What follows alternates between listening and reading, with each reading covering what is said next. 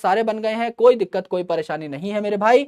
अब मैं आपके डाउट ले लेता हूं, अब मैं आपके सवाल ले लेता हूं। यहां तक अगर सारे बच्चों को सारी बातें समझ में आ चुकी हैं, along with active recall and complete revision, एक बार तारा रारा in the chat section please. जिनको जाना है वो जा सकते हैं, जिनके डाउट हैं वो डाउट ले सकते हैं, है ना।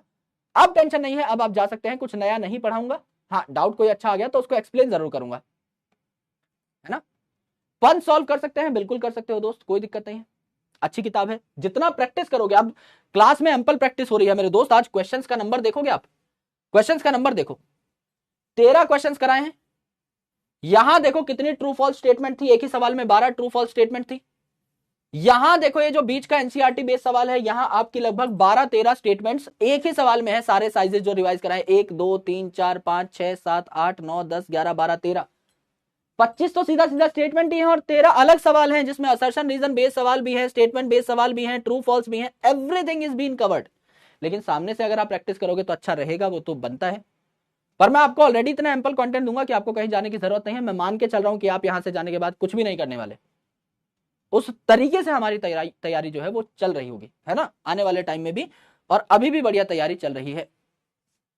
सर वायरस एक एक्सेप्शन क्यों है? वायरस एक एक्सेप्शन इसीलिए है क्योंकि वायरस के पास खुद का सेल नहीं है। जब आप अगले से अगला चैप्टर पढ़ेंगे बायोलॉजिकल क्लासिफिकेशन, तो मैं आपको सिखाऊंगा कि वायरस जो है इसे एक ऑब्लिगेट पैरासाइट कहा जाता है। यानी वायरस की मेरी बॉडी के बाहर कोई औकात नहीं है, ये मेरा कुछ नहीं बिगाड़ सकता। अगर समझ लो इस पेन के टिप पे कोरोना वायरस भी बैठा है, ये मेरा कुछ नहीं कर सकता। अगर मैं इस वायरस को इनहेल कर लूं और ये मेरे किसी सेल में चला जाए, तो ये मेरे सेल को यूज करेगा। इसके पास खुद का कोई सेल नहीं है, मेरे सेल का फायदा उठाएगा और ज्यादा वायरस मॉलिक्यूल्स तैयार करवाएगा। तो वायरस जो है मेरी बॉडी के बाहर जब पड़ा हुआ है, इसकी औकात एक नमक के दाने जैसी है। It is a crystallised structure, inactive structure, inert structure, किसी काम का नहीं है, एक्टिव नहीं है। मेरे सेल में जाके एक्टिव होगा। अगर मैं इसको अपना सेल नहीं दे रहा हूं तो वायरस की कोई औकात नहीं है, चाहे कितना ही खतरनाक वायरस क्यों ना हो। इसीलिए इट इज एन एक्सेप्शन। इसके पास खुद का सेल नहीं है, इसके पास खुद का न्यूक्लियस नहीं है, राइट। तो यहां पर आपको यह बात पता लगी। सर क्लास लेते हुए नींद बहुत आती है, प्लीज सोल्यूशन दो कुछ, है ना। इसका सोल्यूशन मैं क्या दूं भाई? नींद आती है तो क्या किया जा सकता है? देखो, एक तो अपनी क्लास है गलत टाइम पे, और तुम लोगों को ना किसी ने बता दिया है कि खाना खाने से एनर्जी आती है, तो तुम लोग दबा के पेल के भाई खाना खाते हो भाई, 10-12 रोटियां एक साथ, है ना, दाल भात चोखा एकदम। ये बनाया भैया पहाड़ चावल का, बीच में किया गड्ढा, उसके अंदर डाली कड़ी, कड़ी के ऊपर 2 पकौड़े अलग ही तैर रहे हैं, क्योंकि तुम्हें लगता है कि हाँ भैया एटीपी की सारी एडीपी आज ही बना देंगे, आज ही जो है पूरी एनर्जी लेंगे और उसको लगा देंगे लेक्चर में। जितना खाना खाओगे उतना सोओगे भी। तो भाई अब हमारी क्लास में दुर्भाग्य ये है कि हमारी क्लास है पोस्ट लंच क्लास, पोस्ट मील क्लास।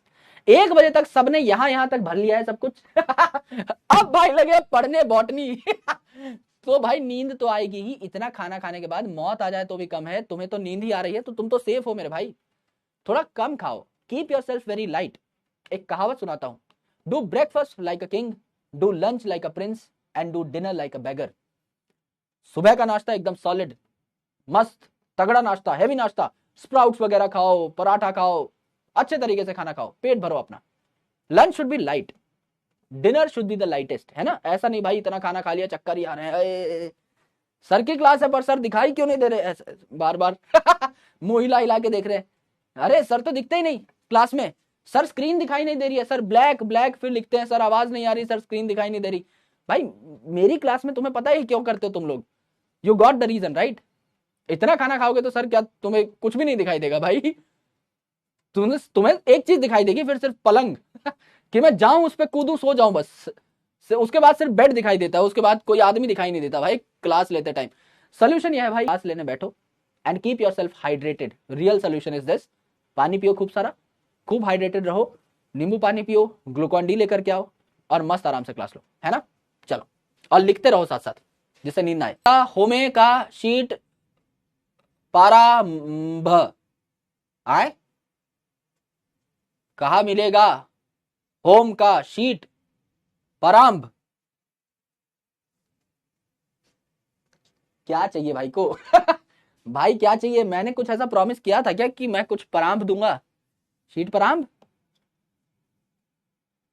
क्या चाहिए भाई?